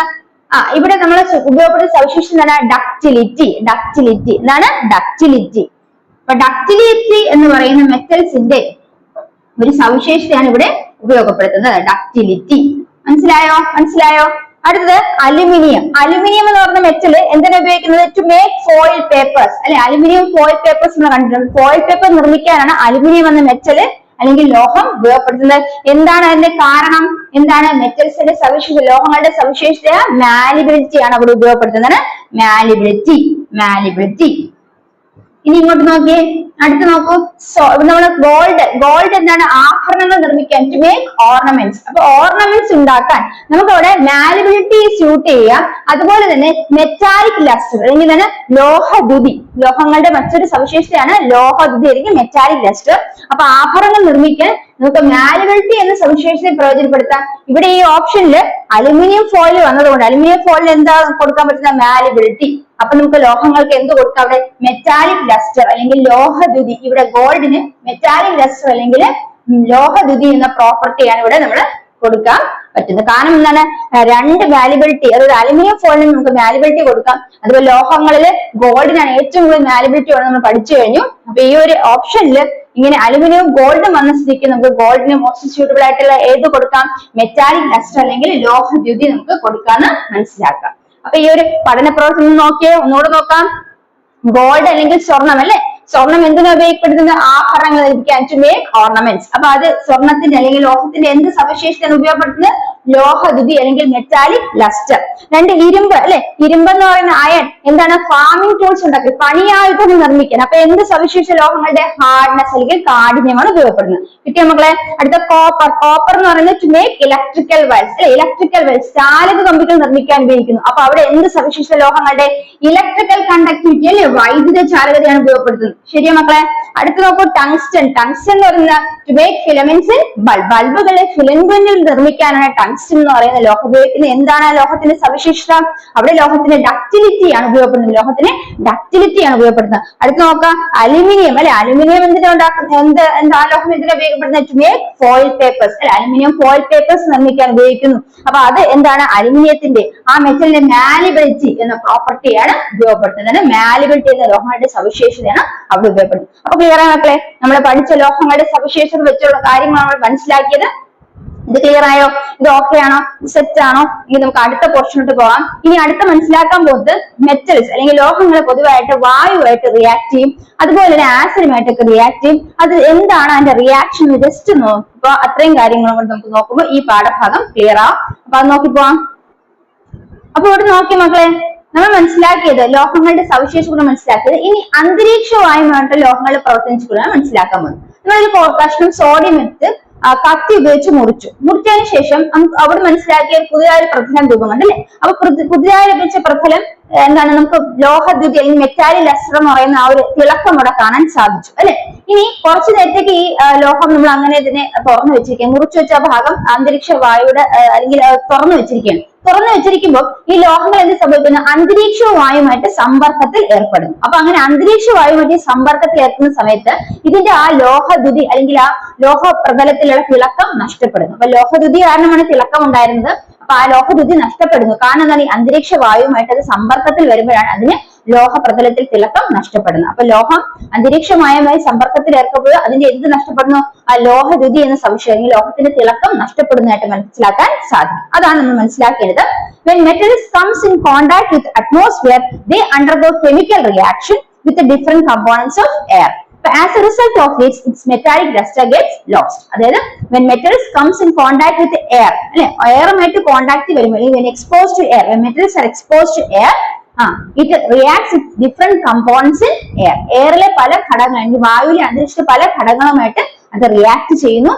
And as a result, its luster, metallic luster, property of metallic luster or its shining appearance is lost. മനസ്സിലായോ? അപ്പൊ എന്താ മനസ്സിലാക്കേണ്ടത്? അന്തരീക്ഷ വായുമായി ലോഹങ്ങൾ സമ്പർക്കത്തിൽ ഏർപ്പെടുമ്പോൾ അതിന്റെ ആ പ്രതലത്തിൽ അതിന്റെ എന്താ സംഭവിക്കുന്നത്? അതിന്റെ ആ ഒരു പ്രതലം എന്ത് സംഭവിക്കും? വിവിധ ഘടകങ്ങളുമായിട്ട് സമ്പർക്കത്തിൽ ഈ പറയുന്ന വായു വിവിധ ഘടകങ്ങളുമായിട്ട് രാസപ്രവർത്തനത്തിൽ ഏർപ്പെടുന്നതിന്റെ ഫലമായിട്ട് അതിന്റെ പ്രതലത്തിന് തിളക്കം നഷ്ടപ്പെടുന്നതായിട്ട് മനസ്സിലാക്കാൻ സാധിക്കും. അപ്പൊ അതാണ് ഒന്ന് നമ്മൾ മനസ്സിലാക്കാനുള്ളത്, reaction of metals with air. Clear ആയ മക്കളെ? ക്ലിയർ ആയ മക്കളെ? പഠിച്ചത് എന്താണ്? ഒരു സോഡിയം അല്ലെ, ഒരു സോഡിയത്തിന്റെ ഒരു പീസ് നമ്മൾ മുറിച്ചിട്ട് നമ്മൾ തുറന്നു വെച്ചിരുന്ന എന്ത് സംഭവിക്കും? അന്തരീക്ഷ വായുമായിട്ട് സമ്പർക്കത്തിൽ ഏർപ്പെടുന്നതിന്റെ ഫലമായിട്ട് അതിന്റെ തിളക്കം നഷ്ടപ്പെടുന്നു. നമ്മൾ പഠിച്ചതാണ് മുറിച്ചു വെച്ചിരിക്കുന്ന ഒരു പ്രതലത്തിൽ അല്ലെങ്കിൽ മുറിച്ചു വെച്ചിരിക്കുന്ന ഒരു ലോഹത്തിന്റെ പ്രതലം തിളക്കമുള്ളതായിരിക്കും. ആ തിളക്കമുള്ള സവിശേഷതയാണെന്ന് വിളിക്കുന്ന ലോഹദ്യുതി അല്ലെങ്കിൽ മെറ്റാലിക് ലസ്റ്റർ എന്ന് പറയുന്നത്. അപ്പൊ കുറച്ചു നേരത്തേക്ക് അന്തരീക്ഷ വായുവിൽ അതിന് മുറിച്ചു വെച്ചത് എന്ത് സംഭവിക്കും? അന്തരീക്ഷ വായുവിലെ ഘടകങ്ങളുമായിട്ട് രാസപ്രവർത്തനം ഏർപ്പെടുന്നതിന്റെ ഫലമായിട്ട് ആ തിളക്കം അതിന് നഷ്ടപ്പെടും. അതാണ് മനസ്സിലാക്കേണ്ടത്. അപ്പൊ എന്താണ്? metal is exposed, when metal is exposed in atmosphere or kept in open in atmosphere, it reacts with different components in air, and as a result its metallic luster, its shining appearance get lost. മനസ്സിലായോ? അപ്പൊ ഇത്രയും clear ആയോ? അതാണ് മെറ്റൽസിന്റെ വായുമായിട്ടുള്ള reactions of metals with air. മനസ്സിലായോ? അടുത്ത് നമ്മൾ പഠിക്കാൻ പോകുന്നത് ലോഹങ്ങളുടെ ജലവുമായുള്ള പ്രവർത്തനമാണ്. ഇവിടെ ലോഹങ്ങൾ ജലവുമായി പ്രവർത്തിക്കുന്നു. നമ്മൾ ഉദാഹരണം നമുക്ക് സോഡിയം തന്നെ എടുക്കാം. സോഡിയം എന്ന ലോഹം ജലവുമായി പ്രവർത്തിക്കുന്നു. സോഡിയം ലോഹം ജലമായി പ്രവർത്തിക്കുമ്പോൾ അതിന്റെ ഫലമായിട്ട് ഒരു ഗ്യാസ് പുറത്തേക്ക് വിടുകയും ചെയ്യും. അപ്പൊ പ്രവർത്തന ഫലമായിട്ടുണ്ടാകുന്ന വാതകം ഏതാണെന്ന് ചോദിച്ചാൽ ഹൈഡ്രജൻ ആണ്. അപ്പൊ ജലവുമായി പ്രവർത്തിച്ച് സോഡിയം ജലവുമായി പ്രവർത്തിച്ച് പുറത്തുവിടുന്ന വാതകം ഏതാണ്? ഹൈഡ്രജൻ ആണ് നോക്കുക. അപ്പൊ സോഡിയം എന്ന് പറഞ്ഞാൽ എണ്ണയാണ്, ജലം എന്ന് പറഞ്ഞാൽ H2O ആണ്. അപ്പൊ സോഡിയം ജലവുമായി അല്ലെങ്കിൽ ജലവുമായിട്ട് ചേർന്ന് പ്രവർത്തിക്കും, രാസപ്രവർത്തനം ഏർപ്പെടുമ്പോൾ എന്ത് കിട്ടും? സോഡിയം ഹൈഡ്രോക്സൈഡും അതിനോടൊപ്പം ഹൈഡ്രജൻ എന്ന വാതകവും ലഭിക്കും. അപ്പൊ ഇവിടെ മനസ്സിലാക്കുക, സോഡിയം ജലം പ്രവർത്തന ഫലമായി ഉണ്ടാകുന്ന വാതകം ഏതാണെന്ന് ചോദിച്ചാൽ ഏതാണ്? ഹൈഡ്രജൻ എന്ന വാതകമാണ്. ഹൈഡ്രജൻ ഗ്യാസ് ആണ് പ്രൊഡ്യൂസ് ചെയ്യുന്നത് മനസ്സിലാക്കി വെക്കുക. ഇനി മനസ്സിലാക്കേണ്ടത് പൊട്ടാഷ്യം കാൽഷ്യം മുതലായ ലോഹങ്ങള് തണുത്ത ജലവുമായിട്ടാണ് റിയാക്ട് ചെയ്യുന്നത് കൂടെ ഓർത്തുവെക്കുക. അപ്പൊ തണുത്ത ജലവുമായിട്ട് പ്രവർത്തിക്കുന്നതൊക്കെ ഉദാഹരണമാണ് പൊട്ടാഷ്യവും കാൽഷ്യം എന്ന് ഓർത്തുവെക്കുക. സോഡിയം ഈ പറയുന്ന ജലവുമായി പ്രവർത്തിച്ച ഫലമായിട്ടുണ്ടാകുന്ന വാതകം ഏതാണെന്ന് വെച്ചാൽ ഹൈഡ്രജൻ ആണെന്ന് ഓർത്തുവെക്കുക. അപ്പൊ ഇത്രയും കാര്യങ്ങൾ അവിടെ മനസ്സിലാക്കാനുള്ളത്. Reaction of metals with water, ജലവുമായി ലോഹങ്ങൾ പ്രവർത്തിച്ചുണ്ടാകുന്ന വാതകം ഏതാണെന്ന് ചോദിച്ചാൽ ഏതാണ്? ഹൈഡ്രജൻ ആണെന്ന് ഓർത്ത് വെക്കുക. അതിലെ പൊട്ടാഷ്യവും കാൽഷ്യവും തണുത്ത ജലവുമായിട്ടാണ് പ്രവർത്തിക്കുന്നത്. പൊട്ടാഷ്യം കാൽഷ്യം റിയാക്ട്സ് വിത്ത് കോൾഡ് വാട്ടർ എന്നും കൂടെ ഓർത്ത് വെക്കുക. അപ്പൊ ഇത്രയുമാണ് നമ്മൾ ജലവും ലോഹങ്ങളും നമ്മളെ പ്രവർത്തനത്തിൽ മനസ്സിലാക്കേണ്ടത്. അടുത്ത മനസ്സിലാക്കാൻ പോകുന്നത് ലോഹങ്ങളും ആസിഡുകളും നമ്മളെ പ്രവർത്തനം. ലോഹങ്ങൾ ആസിഡുമായിട്ട് പ്രവർത്തിക്കുമ്പോൾ എന്താണ് ഉൽപ്പന്നങ്ങൾ ഉണ്ടാകുന്നത് കൂടെ മനസ്സിലാക്കി വെക്കുക. അപ്പൊ ഇവിടെ നോക്കാം മക്കളെ, നമ്മൾ ഇനി മെറ്റൽസ് അല്ലെങ്കിൽ ലോഹങ്ങളുടെ ആസിഡുമായിട്ട് പ്രവർത്തനത്തിൽ മനസ്സിലാക്കാൻ പോകുന്നത് reaction of metals with acids. ഇവിടെ ലോഹങ്ങൾ ഉദാഹരണം സിങ്ക് ആണ് നമ്മൾ എടുക്കുന്നത്. സിങ്ക് എന്ന് പറയുന്ന ലോഹം ഡൈലൂട്ട് ആയിട്ടുള്ള ഹൈഡ്രോക്ലോറിക് ആസിഡുമായിട്ടാണ് റിയാക്ട് ചെയ്യുന്നത്. സിങ്ക് എന്ന് പറഞ്ഞ ലോഹം എന്താണ്? Dilute hydrochloric acid HCl react ചെയ്യുമ്പോൾ അതിന്റെ ഫലമായിട്ട് ഉണ്ടാകുന്നതാണ് സിങ്ക് ക്ലോറൈഡും ഹൈഡ്രജൻ. അപ്പൊ ഇവിടെ സിങ്ക് ക്ലോറൈഡും ഹൈഡ്രജനും ആണ് ഉണ്ടായത്. സിങ്ക് ഡൈലൂട്ട് HCl റിയാക്ട് ചെയ്യുമ്പോൾ സിങ്ക് ക്ലോറൈഡ് ഹൈഡ്രജൻ ഉണ്ടാകുന്നു. അപ്പൊ ഹൈഡ്രജൻ ഗ്യാസ് ആണ് ഇവിടെയും ഉണ്ടാകുന്നത്. അപ്പൊ ലോഹങ്ങള് മെറ്റൽസ് ആസിഡുമായിട്ട് റിയാക്ട് ചെയ്യുമ്പോൾ ആസിഡുമായിട്ട് പ്രവർത്തിക്കുമ്പോൾ എന്ത് തന്നെയാണ് ഉത്പാദിപ്പിക്കുന്നത്? ഹൈഡ്രജൻ ഗ്യാസ് ഉത്പാദിപ്പിക്കുന്നുണ്ട്. അതോടൊപ്പം തന്നെ അതിന്റെ സോൾട്ടും ഫോം ചെയ്യുന്നു. ആ മെറ്റലിന്റെ തന്നെ സോൾട്ടും ഫോം ചെയ്യുന്നു. അതായത് സിങ്ക് ക്ലോറൈഡ് എന്ന് പറയുന്ന സോൾട്ടും ഫോം ചെയ്യുന്നു. മനസ്സിലാക്കാം, ലോഹങ്ങള് ആസിഡുമായിട്ട് റിയാക്ട് ചെയ്യുമ്പോൾ ഉത്പാദിപ്പിക്കുന്ന പ്രോഡക്റ്റുകൾ അല്ലെങ്കിൽ ഉൽപ്പന്നങ്ങൾ ഏതൊക്കെയാണെന്ന് ചോദിച്ചാൽ ഹൈഡ്രജൻ ഗ്യാസും അതോടൊപ്പം അതിന്റെ സോൾട്ടും ഉണ്ടാകുന്നു മനസ്സിലാക്കുക. അപ്പൊ എന്താണ് മെറ്റൽസിലേക്ക് അപ്പൊ ഇത് മനസ്സിലായോ? അപ്പൊ മെറ്റൽസ് സിങ്കും ഡൈലൂട്ട് HCl കൂടെ റിയാക്ട് ചെയ്ത് എന്ത് സംഭവിക്കും? സിങ്ക് ക്ലോറൈഡ് എന്ന് പറഞ്ഞ സോൾട്ടും അതോടൊപ്പം തന്നെ ഹൈഡ്രജൻ ഗ്യാസ് ഉത്പാദിപ്പിക്കുന്ന മനസ്സിലാക്കി വെക്കുക. അപ്പൊ ഇവിടെ നമ്മുടെ ചോദ്യം ഇങ്ങനെയാണ്, ആസിഡ്സ് ആയിട്ട് ലോഹങ്ങൾ റിയാക്ട് ചെയ്യുമ്പോൾ ആസിഡുമായിട്ട് ലോഹങ്ങൾ പ്രവർത്തിക്കുമ്പോൾ ഉണ്ടാകുന്ന വാതകം ഏതാണെന്ന് ചോദിച്ചാൽ ഏത് തന്നെയാണ്? ഹൈഡ്രജൻ ഗ്യാസ് തന്നെയാണ് ഓർത്ത് വെക്കുക. ഇതോടൊപ്പം തന്നെ അതിൻ്റെതായ ഒരു സോൾട്ടും ഉണ്ടാകുന്നു എന്നും കൂടെ മനസ്സിലാക്കി വെക്കുക. ഇനി നമ്മള് ഇതിൽ ഏറ്റവും കൂടുതൽ ഏത് ആസിഡുകളുമായിട്ട് ഏറ്റവും കൂടുതൽ റിയാക്ട് ചെയ്യുന്ന മെറ്റൽ ഏതാണെന്ന് ചോദിച്ചാൽ അത് മെഗ്നീഷ്യം ആണെന്ന് ഓർത്ത് വെക്കുക. അപ്പൊ മെഗ്നീഷ്യം എന്ന മെറ്റലാണ്, ലോഹമാണ്, മെഗ്നീഷ്യം ലോഹമാണ് ആസിഡുകളുമായിട്ട് ഏറ്റവും കൂടുതൽ റിയാക്ട് ചെയ്യുന്ന മക്കളാക്കി മനസ്സിലാക്കി വെക്കുക. അപ്പൊ എന്താണ്? Which metal reacts most vigorously? ഏത് മെറ്റലാണ് ആസിഡുമായിട്ട് മോസ്റ്റ് വിഗറസ്ലി വിത്ത് ആസിഡ്? ആസിഡുമായിട്ട് ഏറ്റവും കൂടുതൽ റിയാക്ട് ചെയ്യുന്ന മെറ്റൽസ് ഏതാണെന്ന് ചോദിച്ചാൽ ഏതാണെന്ന് മനസ്സിലാക്കുക? മെഗ്നീഷ്യം ആണ് ഓർത്ത് വെക്കുക. ആസിഡുമായിട്ട് ഏറ്റവും കൂടുതലായിട്ട് റിയാക്ട് ചെയ്യുന്ന മെഗ്നീഷ്യം എന്ന മെറ്റൽ ആണെങ്കിൽ ലോഹമാണെന്ന് ഓർത്ത് വെക്കുക. ഇനി മനസ്സിലാക്കേണ്ട മൂന്നാമത്തെ പോയിന്റ് എന്താണ്? റിയാക്ഷൻ ഓഫ് മെറ്റൽസ് വിത്ത് ആസിഡിൽ എന്താ പ്രോഡക്റ്റ് കിട്ടുന്ന ഒരു സോൾട്ടും അതുപോലെ തന്നെ ഹൈഡ്രജൻ ഗ്യാസുമാണ് ഇൻവോൾവ് ചെയ്യുന്നത്. So metals like magnesium, aluminium, etc. reacts with acids. What is the product? A salt as hydrogen gas is formed. അത് salt form ചെയ്യുന്നുണ്ട്, hydrogen gas form ചെയ്യുന്നു. മനസ്സിലായോ? അപ്പൊ hydrogen gas is formed along with the salt of the metal. മെറ്റലിന്റെ സോൾട്ടിനോടൊപ്പം hydrogen gas കൂടെ ഉണ്ടാകുന്ന ഓർത്തു വയ്ക്കുക. അപ്പൊ ഇത്രയാണ് നമ്മൾ റിയാക്ഷൻ മെറ്റൽസ് വിത്ത് ആസിഡ്സിൽ പഠിക്കുക. അപ്പൊ ആസിഡുമായിട്ട് മെറ്റൽസ് റിയാക്ട് ചെയ്യുമ്പോഴും അതുപോലെ ജലമായിട്ട് റിയാക്ട് ചെയ്യുമ്പോഴും എന്ത് തന്നെയാണ് പുറപ്പെടുവിക്കുന്നത്? ഹൈഡ്രജൻ ഗ്യാസ് ആണ് പുറത്തേക്ക് വിടുന്നത് അല്ലെ? അപ്പൊ ഹൈഡ്രജൻ ഗ്യാസ് ആണ് ഉണ്ടാകുന്നത്. എന്നാൽ ആസിഡ്സുമായിട്ട് റിയാക്ട് ചെയ്യുമ്പോൾ അതിന്റെ ഒരു സോൾട്ടും കൂടെ, മെറ്റലിന്റെ ഒരു സോൾട്ടും കൂടെ പ്രൊഡ്യൂസ് ചെയ്യുന്നൂടെ ഓർത്ത് വെക്കുക. മനസ്സിലായോ? ഇത്രയും ക്ലിയർ ആയ മക്കളെ? ഇത്ര മനസ്സിലായോ? അപ്പൊ ഇതിൽ ഒന്നും കൂടെ മനസ്സിലാക്കുക, എന്താണ് ഏറ്റവും കൂടുതൽ ആസിഡുമായിട്ട് റിയാക്ട് ചെയ്യുന്ന ലോഹം ഏതാണെന്ന് വെച്ചാൽ മെഗ്നീഷ്യം ആണെന്ന് ഓർത്ത് വെക്കുക. ഏറ്റവും കൂടുതൽ ആസിഡുമായിട്ട് റിയാക്ട് ചെയ്യുന്ന ലോഹം ഏതാണ്? മെഗ്നീഷ്യം ആണെന്ന് കൂടെ ഓർത്ത് വെക്കുക. അപ്പൊ ഇത്രയും കാര്യങ്ങളാണ് നമ്മൾ മനസ്സിലാക്കാനുള്ളത്. അപ്പൊ ലോഹങ്ങൾക്ക് നമ്മൾ എന്തൊക്കെ സവിശേഷത മനസ്സിലാക്കി? ലോഹങ്ങൾക്ക് ഉയർന്ന താപചാലകതയുണ്ട്, അതുപോലെ ഉയർന്ന വൈദ്യുത ചാലകതയുണ്ട്, മാലിബിലിറ്റി ഉണ്ട്, ഡക്റ്റിലിറ്റി ഉണ്ട്, അതുപോലെ ഉയർന്ന സാന്ദ്രതയും സൊണോറിറ്റിയും ഉയർന്ന ദ്രവണാങ്കവും ഉണ്ടെന്ന് നമ്മൾ മനസ്സിലാക്കി. എന്താണ് ദ്രവണാങ്കം? ഡെൻസിറ്റി അല്ലെ. അപ്പൊ ഹൈ ഡെൻസിറ്റി അല്ലെങ്കിൽ ഹൈ ഡെൻസിറ്റി ഉള്ളതാണ് മെറ്റൽസ് അല്ലെ. ഉയർന്ന ദ്രവണാങ്കം ഉണ്ട് ആർക്ക്? മെറ്റൽസിന്. അപ്പൊ നമ്മൾ പഠിച്ചു. അത് തന്നെ ലോ ഡെൻസിറ്റി ഉള്ള അല്ലെങ്കിൽ ദ്രവണാങ്കം കുറഞ്ഞ ലോഹങ്ങൾക്ക് ഉദാഹരണം പറയാമോ? നമ്മൾ പഠിച്ചു അല്ലെ. എന്താണ്? Soft metals, sodium, lithium, potassium അവയാണ് ഏതിന് ഉദാഹരണം? ദ്രവണാങ്കം കുറഞ്ഞ ലോഹങ്ങൾക്ക് ഉദാഹരണം എന്ന് ഓർത്തു വെക്കാം. അപ്പൊ ഇത്രയും ക്ലിയർ ആയ മക്കളെ? ഇത്രയും മനസ്സിലായോ? മെറ്റൽസിൽ നമ്മൾ പഠിച്ച ഭാഗങ്ങൾ മനസ്സിലാക്കേണ്ട ഭാഗങ്ങൾ ഇത്രയുമാണ്. അപ്പൊ ഇത്രയും ക്ലിയർ ആയെന്ന് വിശ്വസിക്കുന്നു. അപ്പൊ നമുക്ക് ഇനി അടുത്തൊരു ക്വസ്റ്റ്യൻ നോക്കാം. അപ്പൊ അടുത്തൊരു ക്വസ്റ്റ്യൻ എന്ന് പറയുന്നത് നമ്മൾ പരീക്ഷയ്ക്ക് നമ്മൾ മനസ്സിലാക്കേണ്ടത് ഏതാണ്? ലായനി എന്ന പാഠം. എന്താണ് ലായനി എന്ന പാഠത്തിൽ നമ്മൾ എന്തൊക്കെയാണ് മനസ്സിലാക്കേണ്ടത്, എന്തൊക്കെയാണ് പഠിക്കേണ്ടത് നോക്കാം. അതിനു മുമ്പ് അപ്പൊ മക്കളെ നമുക്ക് ഒരു പാഠം കൂടെ നോക്കാം. പിന്നെ മക്കൾക്ക് ബോറടിച്ചോ എങ്കിൽ കുറച്ചു നേരം റെസ്റ്റ് എടുക്കുക, വെള്ളം കുടിക്കുക. ഇനി നമുക്ക് അടുത്ത പാഠം നോക്കുക. ഏതാണ്? സൊല്യൂഷൻസ് അല്ലെങ്കിൽ ലായനി അല്ലെ. സൊല്യൂഷൻസ് അല്ലെങ്കിൽ ലായനി. ഇവിടെ നമ്മൾ മനസ്സിലാക്കേണ്ടത് ഒരു എക്സാമ്പിൾ, ഒരു ഉദാഹരണത്തിലൂടെ നമുക്ക് ഈ പാഠഭാഗത്തിലോട്ട് കടന്നു പോകാം. ഒന്നാമത് മനസ്സിലാക്കേണ്ടത് ഉപ്പ് ലായനി എങ്കിൽ സോൾട്ട് സൊല്യൂഷൻ ആണ്. ഉപ്പ് ലായനി അല്ലെങ്കിൽ സോൾട്ട് സൊല്യൂഷൻ. ഈ ഉപ്പ് ലായനി എങ്ങനെ ഉണ്ടാക്കുന്നത്?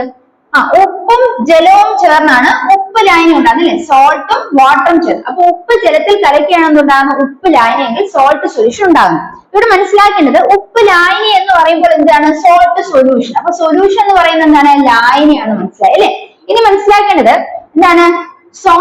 സോൾട്ട് ആണ് എവിടെ ലയിപ്പിക്കുന്നത്? വെള്ളത്തിൽ ലയിപ്പിക്കുക. അപ്പൊ ജലത്തിൽ ലയിപ്പിക്കുന്നത് എന്താണ്? അതാണ് സോൾട്ട്. അപ്പൊ സോൾട്ട് എന്ന് പറയുന്നത് ജലത്തിൽ ലയിക്കുന്നവയാണ് ലീനം എന്ന് മനസ്സിലാക്കുന്നത്. ജലത്തിൽ ലയിക്കുന്നതിന് എന്ത്? ലീനം അഥവാ എന്താണ്? സൊല്യൂട്ട് എന്ന് വിളിക്കുന്നതാണ്.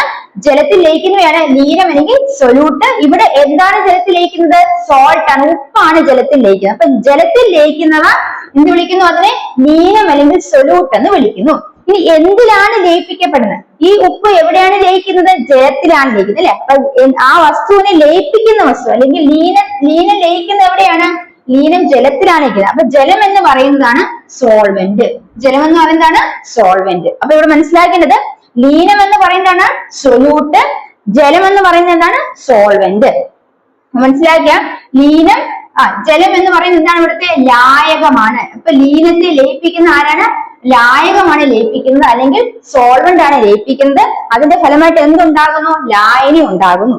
അപ്പൊ എന്താണ് ലയിക്കുന്നത്? ലീനമാണ് ലയിക്കുന്നത്. ഉപ്പ് വെള്ളം നടക്കുകയാണെങ്കിൽ അവിടെ ആരാണ് ലയിക്കുന്നത്? ഉപ്പാണ് ലയിക്കുന്നത്. ഉപ്പാണ് അടുത്ത ലീനം അല്ലെങ്കിൽ സൊല്യൂട്ട് എന്ന് മനസ്സിലാക്കുക. ഇനി എന്തിനാണ് ലയിപ്പിക്കുന്നത്? ജലത്തിലാണ് ലയിപ്പിക്കുന്നത്. അപ്പൊ ജലം എന്ന് പറയുന്നതാണ് എന്റെ ലായകം അല്ലെങ്കിൽ സോൾവെന്റ് നോക്കുക. ഇനി അതിന്റെ ഫലമായിട്ട് എന്തുണ്ടാകുന്നു? സോൾട്ട് സൊല്യൂഷൻ ഉണ്ടാകുന്നു അല്ലെങ്കിൽ ഉപ്പ് ലായനി ഉണ്ടാകുന്നു എന്ന് മനസ്സിലാക്കുക. അപ്പൊ ഇത്രയേ ഉള്ളൂ. ലീനം എന്ന് പറയുന്നതാണ് സൊല്യൂട്ട്. അപ്പൊ ഏത് വസ്തുവാണ് ജലത്തിൽ അല്ലെങ്കിൽ ദ്രാവകത്തിൽ ലയിക്കുന്നത് അതിനെയാണ് നമ്മൾ എന്ന് വിളിക്കുന്നത്? സൊല്യൂട്ട് അല്ലെങ്കിൽ ലീനം എന്ന് വിളിക്കുന്നത്. ഇനി എന്തിനാണ് ലയിപ്പിക്കുന്നത്? ആ ലയിപ്പിക്കുന്ന വസ്തുവിനെയാണ് എന്ത് വിളിക്കുന്നത്? ലായകം അല്ലെങ്കിൽ സോൾവെന്റ് എന്ന് വിളിക്കുന്നത്. ഉണ്ടാകുന്ന സൊല്യൂഷൻ അതിന്റെ ഭാഗമായിട്ട് ഉണ്ടാകുന്നതാണ് ലായനി എന്ന് ഓർത്തു വയ്ക്കുക. ക്ലിയർ ആയ മക്കളെ? ക്ലിയർ ആയ മക്കളെ? അപ്പൊ ഇവിടെ നോക്കി മക്കളെ, നമുക്കൊരു പഠന പ്രവർത്തനം ചെയ്താലോ? നമുക്ക് മനസ്സിലാക്കി 3 കാര്യങ്ങൾ മനസ്സിലാക്കി. ലായനി ഉണ്ടാകുന്നത് എങ്ങനെയാണ്? ലീനവും ലായകവും ചേർന്നാണ് ലായനി ഉണ്ടാകുന്നത് അല്ലെ. സൊല്യൂട്ടും സോൾവെന്റും ചേർന്നാണ് സൊല്യൂഷൻ ഉണ്ടാകുന്നത്. അപ്പൊ എന്താണ് സൊല്യൂട്ട്? ലീനം. ലീനം അഥവാ സൊല്യൂട്ട് എന്ന് പറയുന്നത് ലയിക്കുന്ന വസ്തുവാണ്. അപ്പൊ ലയിക്കുന്ന വസ്തുവിനെയാണ് ലീനം അഥവാ സൊല്യൂട്ട് എന്ന് പറയുന്നത്. ഇനി എന്തിനാണ് അത് ലയിക്കുന്നത്? ആ ലയിപ്പിക്കുന്ന വസ്തുവിനെയാണ് എന്ത് വിളിക്കുന്നത്? ലായകം അല്ലെങ്കിൽ സോൾവെന്റ് എന്ന് വിളിക്കുന്നത്. അപ്പൊ ലായകം അഥവാ സോൾവെന്റ് ആണ് ലയിപ്പിക്കുന്ന വസ്തു. അതിന്റെ ഫലമായിട്ട് സൊല്യൂഷൻ അല്ലെങ്കിൽ ലായനി ഉണ്ടാകുമെന്ന് പഠിച്ചു. അങ്ങനെയാണെങ്കിൽ ഇവിടെ നോക്കൂ, കോമൺ സോൾട്ട് സൊല്യൂഷൻ, കറിയുപ്പ് ലായനി. കോമൺ സോൾട്ട് സൊല്യൂഷൻ എങ്കിൽ കറിയുപ്പ് ലായനി. ഇവിടുത്തെ ലായകം ഏതാണ് അല്ലെങ്കിൽ ലായനി ഏതാണ്? ഇവിടുത്തെ ലീനം ഏതാണ്? കോമൺ സോൾട്ട് സൊല്യൂഷൻ എന്ന് കറിയുപ്പ് ലായനി. അപ്പൊ ലായനി എന്താണ്? കറിയുപ്പ് ലായനി അല്ലെ. ഇനി നമ്മൾ മനസ്സിലാക്കേണ്ടത് ലായനി ഉണ്ടായത്, ഈ സൊല്യൂഷൻ ഉണ്ടായത് ഏതൊക്കെ ചേർന്നാണ്? ലീനവും ലായകവും ചേർന്നാണ് അല്ലെങ്കിൽ സൊല്യൂട്ടും സോൾവെന്റും ചേർന്നാണ്. അപ്പൊ ഇവിടെ കറിയുപ്പ് ലായനി ഉണ്ടാകണമെങ്കിൽ അവിടെ എന്താണ് ലയിപ്പിച്ചത്?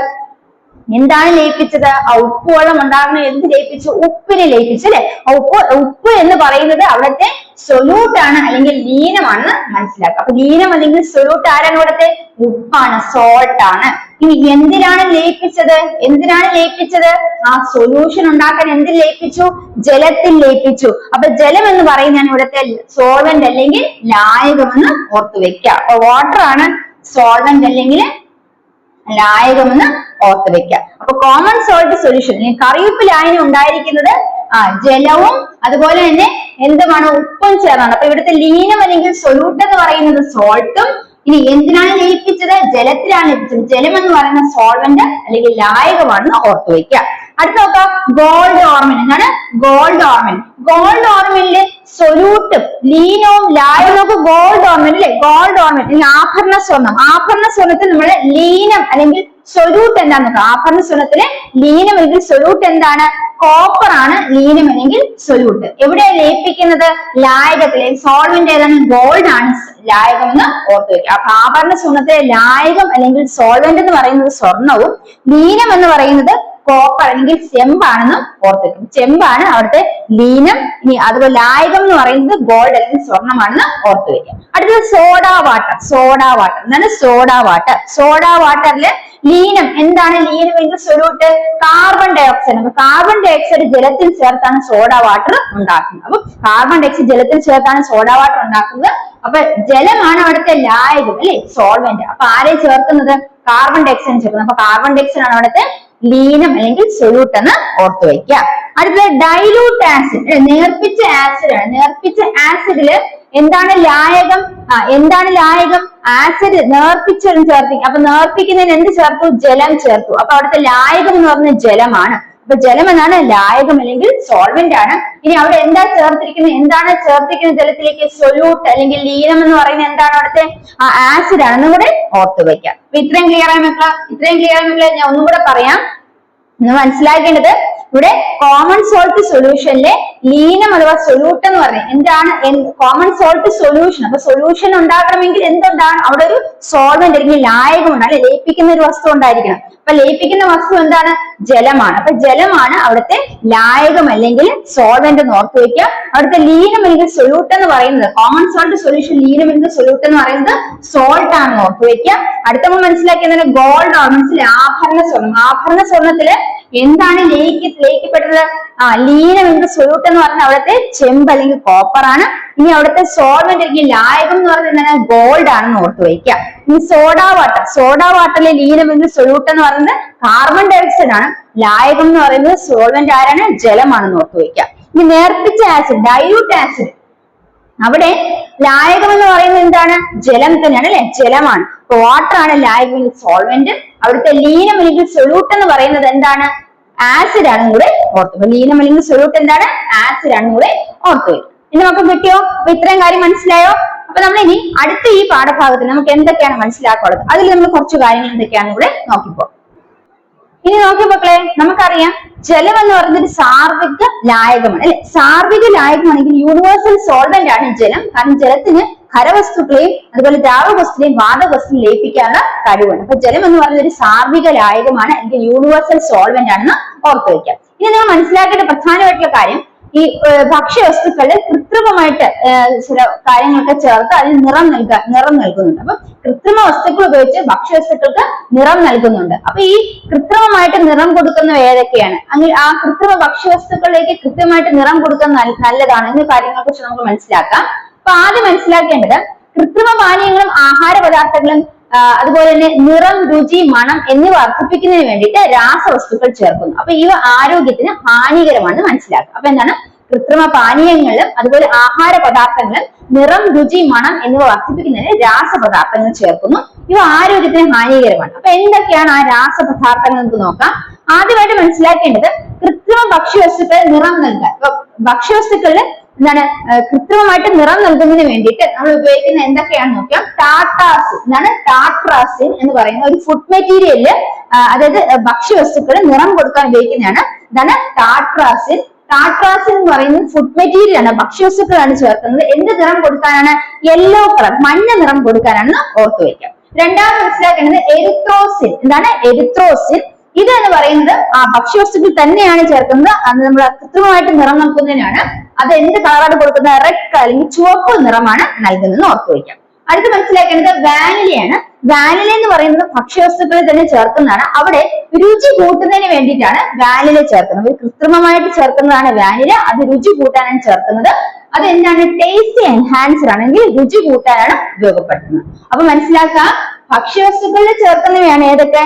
Tartrazine, erythrosine, vanilla. അപ്പൊ ഭക്ഷ്യവസ്തുക്കളിൽ ചേർക്കുന്ന എന്തിനാണ് ഇവയൊക്കെ ചേർക്കുന്നത്? നിറം കൂട്ടാനാണ് ചേർക്കുന്നത്. പിന്നെ വാനില എന്ന് പറയുന്നത് ഭക്ഷ്യവസ്തുക്കൾ ചേർക്കുന്നത് എന്താണ്? ടേസ്റ്റ് എൻഹാൻസ് ചെയ്യണമെങ്കിൽ രുചി കൂട്ടാനാണെന്ന് ഓർത്തു വയ്ക്കും. ഇനി ചില സോഫ്റ്റ് ഡ്രിങ്ക്സിൽ, പാനീയങ്ങൾ എന്താണ് കൃത്രിമമായിട്ട് ഇതുപോലെ വസ്തുക്കൾ ചേർക്കുന്നുണ്ട്. അത്തരത്തില് സോഫ്റ്റ് ഡ്രിങ്ക്സിൽ ചേർക്കുന്നതാണ് ഫോസ്ഫോറിക് ആസിഡ്. എന്താണ് ഫോസ്ഫോറിക് ആസിഡ് എന്ന് പറയുന്നത്? പാനീയങ്ങൾ നമ്മള് സോഫ്റ്റ് ഡ്രിങ്ക്സിലൊക്കെ ചേർക്കുന്നതാണ് ഫോസ്ഫോറിക് ആസിഡ്. എന്തിനാണ്? To give sour taste. എന്താണ്? ഒരു പുളി രുചി നൽകുന്നതിന് വേണ്ടിയിട്ടാണ് ഫോസ്ഫോറിക് ആസിഡ് സോഫ്റ്റ് ഡ്രിങ്ക്സിൽ ചേർക്കുന്നത്. അപ്പൊ ഫോസ്ഫോറിക് ആസിഡ് എന്ന് പറയുന്നത് കൃത്രിമമായി ചേർക്കുന്ന വസ്തുക്കളാണ്.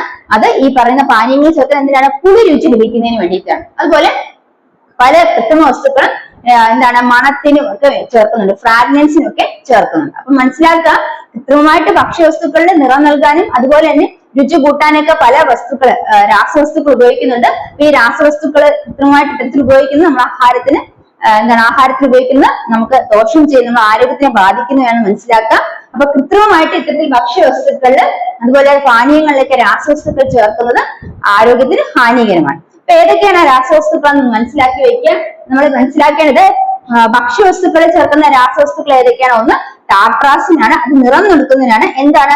മഞ്ഞ നിറം കൊടുക്കുന്നതിനാണ്. ഇനി എരിത്രോസിൻ എന്ന് പറയുന്നതും ഒരു കൃത്രിമമായി ചേർക്കുന്ന ഒരു രാസവസ്തുവാണ്. അത് ഭക്ഷ്യവസ്തുക്കളിൽ ചേർക്കുന്ന എന്താണ്? ചുവപ്പ് നിറം ലഭിക്കുന്നതിനാണ്. അതുപോലെ തന്നെ മനസ്സിലാക്കേണ്ടത് വാനില എന്ന് പറയുന്നത് ഭക്ഷ്യവസ്തുക്കളിൽ ചേർക്കുന്ന എന്തിനാണ്? കൃത്രിമമായിട്ട് ചേർക്കുന്ന ഒരു രാസവസ്തുവാണ്. അത് എന്തിനു ചേർക്കുന്നത്? ടേസ്റ്റ് എൻഹാൻസ് ചെയ്യാൻ, അല്ലെങ്കിൽ എൻഹാൻസ് ടേസ്റ്റ് അല്ലെങ്കിൽ രുചി കൂട്ടുന്നതിന് വേണ്ടിയിട്ടാണ് ഓർത്തു വയ്ക്കുക. അതുപോലെ തന്നെ ഫോസ്ഫോറിക് ആസിഡ് എന്ന് പറയുന്നത് നമ്മൾ കുടിക്കുന്ന ഈ പറയുന്ന പാനീയങ്ങളെല്ലാം ചേർക്കുന്നത് എന്തിനാണ്? പുളി കൂട്ടാൻ, അല്ലെങ്കിൽ to give sour taste. Sour taste കൂട്ടുന്നതിനാണ് സോഫ്റ്റ് ഡ്രിങ്ക്സിൽ ഇത്തരത്തിൽ കൃത്രിമ വസ്തുക്കൾ ഫോസ്ഫോറിക് ആസിഡ് ആഡ് ചെയ്തെന്ന് മനസ്സിലാക്കി വയ്ക്കും. അടുത്ത മനസ്സിലാക്കേണ്ടതാണ്, ഇത്തരത്തിൽ ധാരാളം രാസവസ്തുക്കൾ നമ്മുടെ പാനീയങ്ങളിലും അതുപോലെ തന്നെ ആഹാര പദാർത്ഥങ്ങളും ചേർക്കുന്നുണ്ട്. അപ്പൊ അതൊക്കെ നമ്മളെ ആകർഷിക്കുന്നതിനും അതുപോലെ തന്നെ അതിന്റെ രുചി കൂട്ടുന്നതിനൊക്കെ വേണ്ടി ചേർക്കുന്നതാണ്. ഇത്തരത്തിൽ വസ്തുക്കൾ നമ്മൾ എന്ത് ചെയ്യാൻ പാടില്ല? കൂടുതലായിട്ട് ഉപയോഗിക്കാൻ പാടില്ല. നമ്മുടെ ആരോഗ്യത്തിന് ദോഷം ചെയ്യുന്നതും കൂടെ മനസ്സിലാക്കി വെക്കാം. അപ്പൊ എന്റെ മക്കൾക്ക് ഇന്ന് പഠിപ്പിച്ച 2 പാഠങ്ങളും മനസ്സിലായെന്ന് വിശ്വസിക്കുന്നു. അപ്പൊ നമ്മൾ ഇതിൽ കുറച്ച് ആക്ടിവിറ്റി പ്രവർത്തനമൊക്കെ ചെയ്തിട്ടുണ്ട്. അപ്പൊ നമ്മൾ നന്നായിട്ട് പഠിക്കുക. മാക്സിമം നിങ്ങളെ കൊണ്ട് ചെയ്യാവുന്ന കാര്യം എന്ന് പറയുന്നത് ഇത് എന്താണ്? കേട്ടും വായിച്ചും ഒക്കെ മനസ്സിലാക്കി വെക്കുക. അപ്പൊ നമുക്ക് വളരെ എളുപ്പത്തിൽ മനസ്സിലാക്കി പഠിക്കാൻ പറ്റുന്ന കാര്യങ്ങളേ ഉള്ളൂ. അപ്പൊ നമ്മൾ എന്ത് ചെയ്യുന്നത് പോലെ എന്താണ്? നമ്മൾ കളിക്കുന്നതോടൊപ്പം തന്നെ പഠനത്തിന് വേണ്ടി അല്പസമയം മാറ്റി വെക്കുക. തീർച്ചയായും നിങ്ങൾക്ക് ആ മാർക്കിലേക്ക് എത്താൻ സാധിക്കും. ഈ ക്ലാസ് നിങ്ങൾക്ക് ഉപയോഗപ്പെട്ടു എന്ന് വിശ്വസിക്കുന്നു. അപ്പൊ ഇങ്ങനെ ഉപയോഗപ്പെട്ടെങ്കിൽ തീർച്ചയായും ക്ലാസ് നിങ്ങളുടെ കൂട്ടുകാർക്കും മറ്റുള്ളവർക്കും ലൈക്ക് ചെയ്യുക, അത് ഷെയർ ചെയ്യുക. അതുപോലെ ഈ ക്ലാസ് ലൈക്ക് ചെയ്യുക, അതുപോലെ സബ്സ്ക്രൈബ് ചെയ്യുക. മറ്റൊരു ക്ലാസ്സുമായി കാണാൻ friends. Bye from me. Thank you.